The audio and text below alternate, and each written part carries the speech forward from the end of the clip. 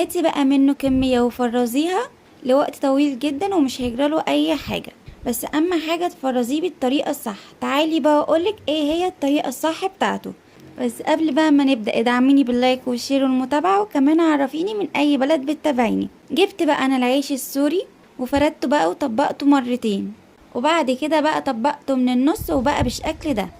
عملت بقى انا كل الكمية بنفس الطريقة دي، وبعد كده بقى جبت اكياس تلاجة وحطيت على قد استخدامي. كنت بحط في كل كيس تقريبا 4 من العيش السوري، وكمان لازم يكون العيش السوري مفروض في قلب الكيس. وبعد كده بقى تحطيه في قلب الفريزر وتطلعيه وقت الاستخدام، وتقدري كمان تطلعي واحدة واحدة. وكمان الطريقة دي حلوة جدا بدل ما نفرزه هو كله على بعضه ونستناه بقى يفك عشان نطلع منه واحدة بس، ونرجع بقى ندخله الفريزر تاني ويجمد تاني. اما بقى الطريقة دي ممكن نطلع منه واحدة بس وبكل سهولة.